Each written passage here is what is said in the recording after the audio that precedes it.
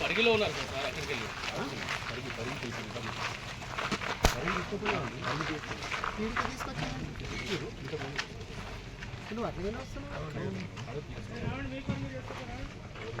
లేరబ్బా ఎన్ని ఉన్నారు మీరు ఇంత బందోబస్తు పెట్టిండ్రు. ఇదంతా ట్రైనింగ్ ట్రైనింగ్ పరికి వెళ్తారు. ఇక్కడికి వచ్చింది నిజమే కానీ ఎంతసేపు హాఫ్ అన్ అవర్ డైవర్ట్ చేయడానికి ఏం చేస్తారు? పోలీస్ స్టేషన్ ఇక్కడే ఉన్నాడు. ఇప్పుడు ఇక్కడే ఉండేది పలకరించి వెళ్తాం అంతే. ఇప్పుడు ఇక్కడ నేరుకు వస్తాం.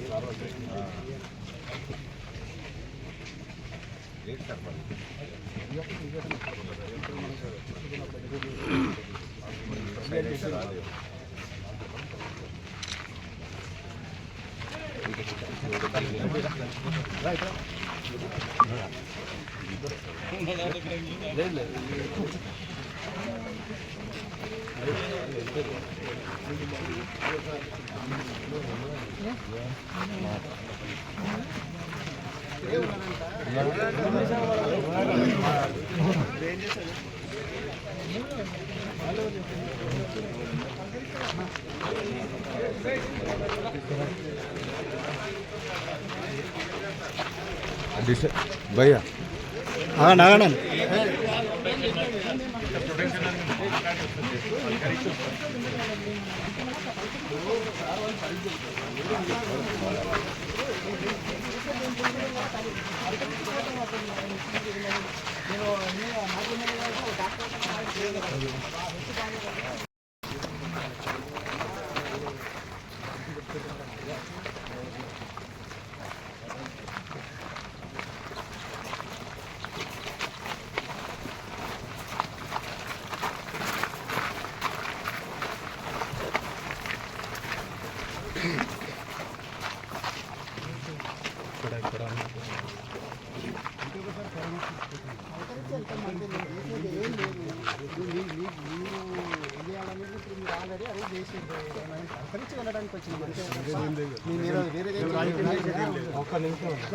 మేమిద్దరమే వెళ్తాము. మీరు అలా అందరు దూరంగా పోండి, మీరు ఇద్దరు పోండి. మీడియా కూడా ఎవరు ప్లీజ్. ఎందుకంటే మీకు కోర్టులో కొన్ని అసలు అవసరం లేదంటున్నారు. మీరు ఇద్దరు పోతే చెప్పండి. మీరు ఆడ పోతే మాత్రం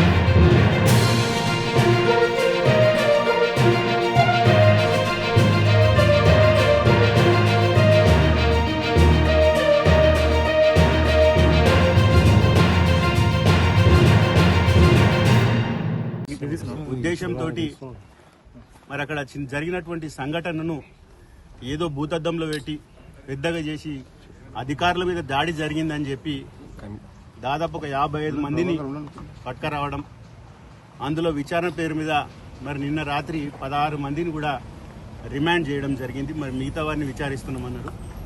ఈ క్రమంలో మరి అక్కడ గతంలో పనిచేసినటువంటి గౌరవ మాజీ శాసనసభ్యులు నరేందర్ రెడ్డి గారు కూడా కుట్ర ఉందని వారిని అలా అన్యాయంగా ఇవాళ పొద్దున 5:30 ప్రాంతంలో పోయి వారిని అరెస్ట్ చేయడం అనేది నిజంగా కూడా దీన్ని తీవ్రంగా ఖండిస్తుంది.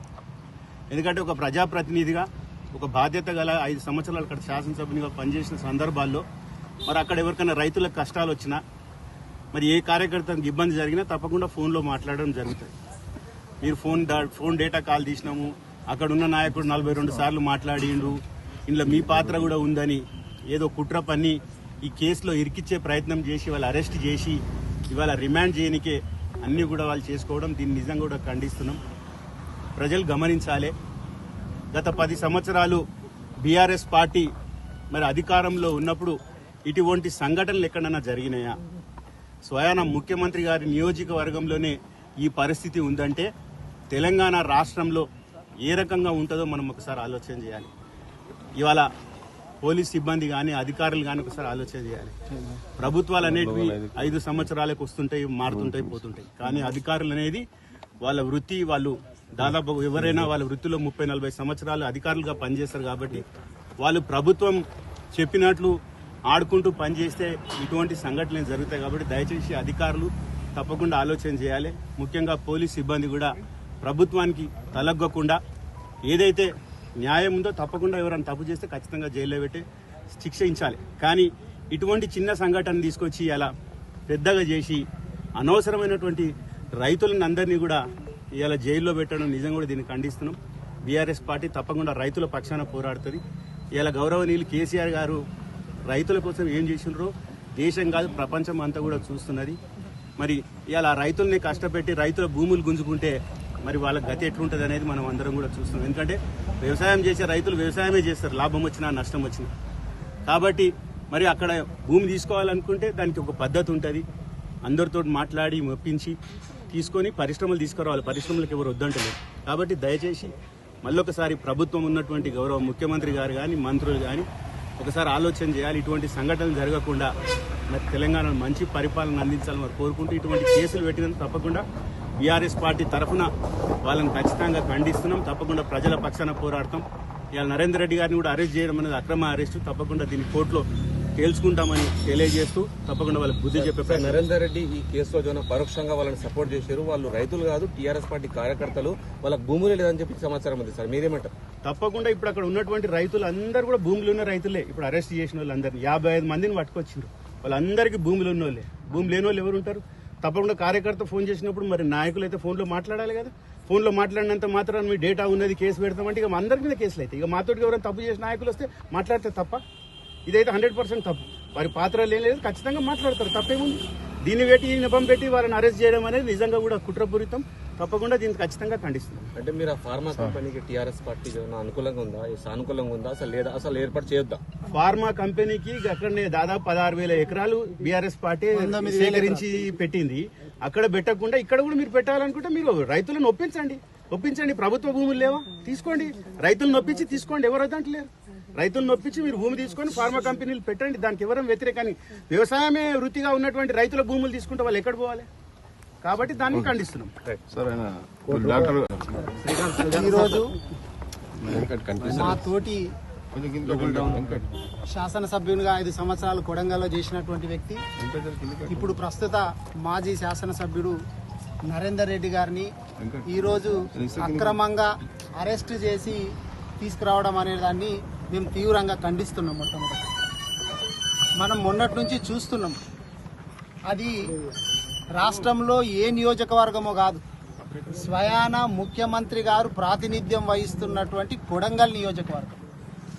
ముఖ్యమంత్రి గారు ఇట్లా బేసజాలకు ఎందుకు పోతున్నారు? అసలు ఇది చాలా చిన్న ఇష్యూ. ఎందుకంటే మా హయాం లోపల బీఆర్ఎస్ పార్టీ అధికారంలో ఉన్నప్పుడు చాలామంది రైతులతోటి మాట్లాడి వాళ్ళను ఒప్పించి మెప్పించి ఎన్నో ప్రాజెక్టులు కట్టిండు కేసీఆర్ గారు కూడా. కానీ ఎక్కడ కూడా ఇట్లా రైతులు వచ్చి అధికారుల మీద దాడి చేసినటువంటి సందర్భాలు అయితే చూడలేదు.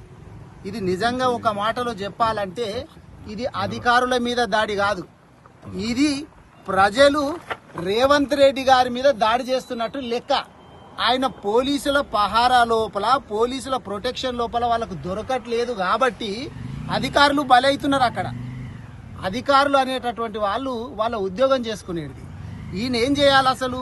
ఒక్కసారి ఆ నియోజకవర్గంలో ఉన్నటువంటి వాళ్ళు కలిసి మేము మాట్లాడి మా బాధ ఏదో చెప్పుకుంటామని పోతే కూడా వాళ్ళతోటి మాట్లాడడానికి సమయం ఇవ్వకుండా వాళ్ళని అరెస్ట్ చేసి వివిధ పోలీస్ స్టేషన్లో పెట్టింది మనం చూసినాం.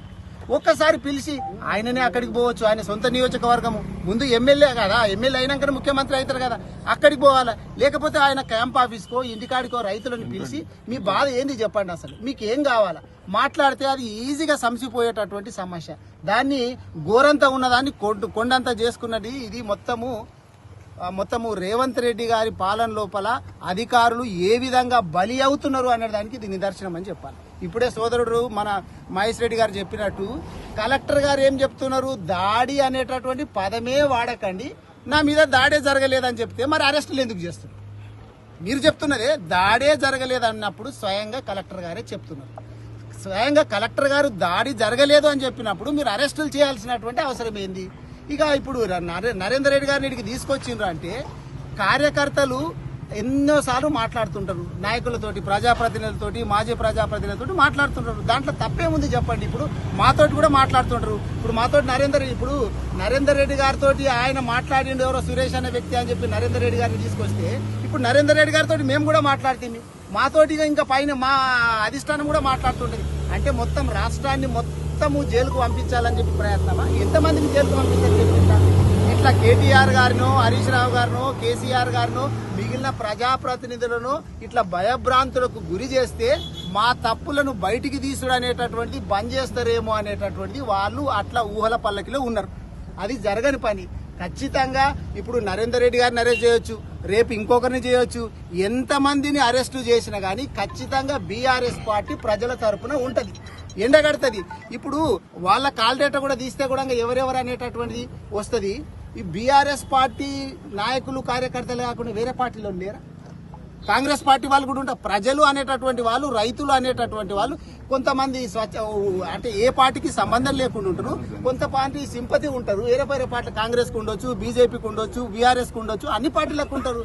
మరి కాంగ్రెస్ పార్టీలో ఉన్నటువంటి వాళ్ళు కూడా భూములు ఉంటాయి కదా, మరి వాళ్ళని కూడా చూడాలి కదా. మరి వాళ్ళ కాల్ డేటా కూడా తీయండి, మరి అందరిని అరెస్ట్ చేయండి. మీరు ఇట్లా అంతేకాకుండా నేను నిన్న మాట్లాడుతుంటే ఒక ఆయన చెప్తున్నాడు, అక్కడ ఉన్నటువంటి వాళ్ళను పోయి కరెంటు బంద్ చేసి, ఇంటర్నెట్ బంద్ చేసి, ఏదో మొత్తము నక్సలైట్లను తీసుకొచ్చినట్లు మధ్యరాత్రిలో 1 గంట 2 గంటలకు తీసుకొస్తున్నారంటే ఏం జరుగుతున్నది అక్కడ? అక్కడ ఉన్నటువంటి ప్రజలంతా, తండాల వాళ్ళు కావచ్చు, గ్రామాల ప్రజలందరూ కూడా భయభ్రాంతులతోటి ఎప్పుడు పోలీసులు వస్తారో మమ్మల్ని ఎవరు పట్టుకపోతారని చెప్పి భయభ్రాంతులతోటి బతుకుతా ఉన్నారు. వాళ్ళని తీసుకొస్తున్నారు. తీసుకొచ్చేసేసి ఇప్పుడు అందులో కొంతమంది ఉద్యోగస్తులు కూడా ఉన్నారంట. నిన్న నాకు ఒక పిల్లగాడు చెప్తున్న సభ్యులు రైతులు ఎవరో ఉండి అక్కడ ఉంటే ఆ పిల్లగాని తీసుకొచ్చిందట. అరే నేను లేను, మీరు పెట్టినటువంటి సర్వేని నేను సర్వే చేయడానికి పోయినా రాత్రి 8 గంటలకు 9 గంటలకు వచ్చిన మా కుటుంబ సభ్యులు రైతులు అక్కడ ఉండి ఉంటారు, వాళ్ళ దాన్ని పెట్టి నన్ను తీసుకొస్తే ఎట్లా అని చెప్పి ఆ పిల్లగాడు ఏడుస్తున్నాడు. ఆ ఉద్యోగంకి ఏంది? కాబట్టి ఆలోచన చేయాలి ముఖ్యమంత్రి గారు. ఇప్పటికైనా కానీ బేసజాలకు పోకూడదు. రైతులను ఒప్పించి మీరు పరిశ్రమలకు బీఆర్ఎస్ పార్టీ వ్యతిరేకం కాదు, కానీ ఎటువంటి పరిశ్రమలకు వ్యతిరేకం అంటే అక్కడ పొల్యూషన్ వచ్చేటటువంటి పరిశ్రమలు పెట్టాలని అనుకుంటే మాత్రం 100% వ్యతిరేకం. పొల్యూషన్ లేనటువంటి పరిశ్రమలు పెట్టండి, ఉపాధి కల్పించండి. అదేగాక 19,000 ఎకరాలు సేకరించి పెట్టి ఉంది. ఎందుకు చెప్పు అక్కడ వదిలేసేసి ఇక్కడ వచ్చి కోడంగల్ లోపల వీళ్ళు ఇప్పుడు రైతులు భూముల మీదనే ఆధారపడి వాళ్ళ జీవితమే భూముల మీద ఉంది. మీలాగా రియల్ ఎస్టేట్ చేసేటోళ్ళు కాదు వాళ్ళంతా. రియల్ ఎస్టేట్ చేసి ఇప్పుడు 50 లక్షలకు కొని నెక్స్ట్ కోటికి అమ్మేటోళ్ళు కాదు. వాళ్ళు దాంట్లో విత్తనం వేసుకొని కలిసి కోసి దాని మీద బతికేటటువంటి వాళ్ళు. వాళ్ళకి ఎంత అటాచ్మెంట్ ఉంటుంది చెప్పు భూమి మీద. ఇప్పుడు భూమి పోతే వాళ్ళ బతికే పోయినట్లు ఆలోచన చేస్తారు. అటువంటి వాళ్ళని ఎంత సంజాయించాలి అసలు? దగ్గరికి తీసుకొని మంచిగా సంజాయిస్తే ఇది చాలా చిన్న సమస్య. ఇప్పటికైనా కానీ ముఖ్యమంత్రి గారు నేను కోరేది ఏంటంటే జరిగింది ఏదో జరిగిపోయింది, ఇప్పుడు ప్రజలందరూ కూడా తిరస్కరిస్తున్నారు అనేది అర్థమైపోయింది. ఎందుకంటే ఇప్పుడు కలెక్టర్ గారు 2 కిలోమీటర్ల దూరం లోపల లగచెర్ల గ్రామం లోపల గ్రామ సభ పెట్టినప్పుడు ఏంటంటే ప్రజలు ఎవ్వరు రాలేరంటే ఏమర్థం దాన్ని? ప్రజలకు ఇష్టం లేదు అనేటటువంటిది తెలిసిపోతుంది కదా. మరి అదే నివేదిక కలెక్టర్ కూడా రాసి పంపించేది ఉండే. గవర్నమెంట్ కూడా ఏం చేయాలంటే అరే మనం గ్రామ సభ పెట్టినా ఇక్కడ ఎవరు కూడా రైతులు వస్తలేరంటే రైతులకు ఇష్టం లేదు అనేటటువంటిది అర్థం చేసుకొని నెక్స్ట్ ఏం చేయాలనేటటువంటిది ఆలోచన చేయాలా. అదే కాకుండా ఇప్పుడు అక్కడ ఉన్నటువంటి నిఘా వ్యవస్థ ఏం చేస్తుంది, పోలీసు వ్యవస్థ ఏం చేస్తుంది? పోలీసులు ఇట్లా ఇప్పుడు అంతకుముందే గతంలో 1 నెల క్రితమే అక్కడ ఉన్నటువంటి కాంగ్రెస్ మండలాధ్యక్షుడిని అక్కడ బంధించారు. మరి ఈ సంఘటనలు ఇవన్నీ జరుగుతుంటే కూడా నెక్స్ట్ ఏం జరుగుతుందో ఎట్లా చేయాలా అనేటటువంటిది ఆలోచన లేకుండా ఎట్లా ఇది నిజంగా చెప్పాలంటే ఇది గవర్నమెంట్ ఫెయిల్యూరు, రేవంత్ రెడ్డి గారు ఫెయిల్యూరు. మీరెంత మంది మీద కేసులు పెట్టినా ఎంత మందిని జైళ్లకు పంపించినా భయపడేటటువంటి ప్రసక్తి లేదు. బీఆర్ఎస్ పార్టీ ఖచ్చితంగా ప్రజల పక్షాన నిలబడుతుంది, మిమ్మల్ని రాజకీయంగా బట్టలు ఊడదీస్తుందని చెప్పి తెలియజేస్తాం. సార్ ముఖ్యంగా సురేష్ అనే వ్యక్తి రైతే కాదు, రైతు ముసుగులో వచ్చి అక్కడ అందరినీ రెచ్చగొట్టాడు. పట్నం నరేందర్ రెడ్డి డైరెక్షన్ లోనే గొడవంతా జరిగిందని పోలీసులు చెప్తారు. ఇప్పుడు చెప్పేది అదే. నరేందర్ రెడ్డి గారితో 42 సార్లు మాట్లాడినని మొన్న కూడా మన సోదరులు మిత్రులు అడిగినరు. ఆయన అదే చెప్పిండు, అరే మా కార్యకర్త 42 సార్లు ఏంది 1000 సార్లు మాట్లాడతాము, ఎందుకు మాట్లాడకూడదు చెప్పండి. ప్రజలు వచ్చి సమస్యలు చెప్పుకుంటున్నప్పుడు మీరు ఎందుకంటే ప్రజల సమస్యలు కాంగ్రెస్ పార్టీ తీరుస్తలేదు, బీఆర్ఎస్ పార్టీ ప్రజల పక్షాన కొట్లాడుతున్నదని తెలిసినప్పుడు మీరు హైదరాబాద్ లోపల చూసిండ్రు 7 ఎకరాల భూమి ఉందంట. ఇప్పుడు హైదరాబాదితులు మీరు చూసిండ్రు. కాంగ్రెస్ పార్టీ పట్టించుకోకపోతే తెలంగాణ భవన్ కు హైదరాబాదితులు 100 మంది ఆడికి వచ్చిండ్రు. మరి అట్లాగే ఇక్కడ మమ్మల్ని కాంగ్రెస్ పార్టీ నాశనం చేస్తుంది, మా భూములు గుంజుకుంటున్నారు అని చెప్పి రైతులు ఎవరైనా కావచ్చు, ఏ పార్టీ వాళ్ళైనా కావచ్చు, ఫోన్లు చేసినప్పుడు ఎత్తకూడదా? మేము మాట్లాడకూడదా? కాంగ్రెస్ పార్టీ వాళ్ళు ఫోన్ చేస్తే కూడా ఎత్తుతాము. కాంగ్రెస్ పార్టీ వాళ్ళు కూడా చేస్తున్నారు, మాకు కూడా ఇట్లా ఇబ్బంది అవుతున్నదని చెప్పి పాపం చెప్పుకునికే వాళ్ళు కూడా నామూషి పడుతున్నారు. కానీ నిజంగా చెప్పాలంటే ఇప్పుడు గ్రామాలలో కాంగ్రెస్ పార్టీ వాళ్ళు కండువా వేసుకొని తిరగనికే భయపడుతున్నారు. ఎందుకంటే వీళ్ళు రాసిచ్చినటువంటి 6 గ్యారంటీ అది ఒకటి మంచిగా పత్రం పెట్టుకున్నారు లోపల. కాంగ్రెస్ వాళ్ళు ఎప్పుడు పోతే దాన్ని తీసి మూతి మీద చూపించేటట్టున్నారు, చూస్తుంటే భయపడుతున్నారు. ఇప్పుడు కాంగ్రెస్ వాళ్ళు ఊళ్ళలో తిరగాలంటే ఇప్పుడు రేపు ఎలక్షన్లు చూడండి, రేపు ఎలక్షన్లు వస్తే కాంగ్రెస్ కాండువా వేసుకొని అడగరాలు ఓట్లు, నేను ఒట్టి అని నిలబడ్డా అని చెప్పి ఓట్లు అడిగేటటువంటి పరిస్థితికి కాంగ్రెస్ వాళ్ళ పరిస్థితి అంత ఘోరంగా దిగజారిపోయింది. మాట్లాడడం అనేటటువంటిది ఎవ్వరు ఫోన్ చేసినా మేము ఎత్తుతాము, మేము ప్రజాసేవలో ఉన్నాము, ఖచ్చితంగా మాట్లాడతాము. ఈ పార్టీ ఆ పార్టీ అనేది ఏ పార్టీ వాళ్ళు ఎత్తినా పార్టీలకు సంబంధం లేని వాళ్ళు ఫోన్ చేసినా కానీ మేము ఫోన్లు మాట్లాడతాము. మా పోరాటం అనేటటువంటి రైతుల పక్షాన కావచ్చు, మహిళల పక్షాన కావచ్చు, విద్యార్థుల పక్షాన కావచ్చు, వికలాంగుల పక్షాన కావచ్చు, అందరి పక్షాన బీఆర్ఎస్ పార్టీ పోరాటం కొనసాగిస్తుంది అనేది తెలియజేస్తాం. క్యూ న్యూస్ ఛానల్లో పనిచేయటకు అనుభవం గల సీనియర్ వీడియో ఎడిటర్స్ కావాలను సంప్రదించవలసిన నెంబర్ 8688926084. qnewsads@gmail.com ను సంప్రదించండి. లైక్ చేయండి.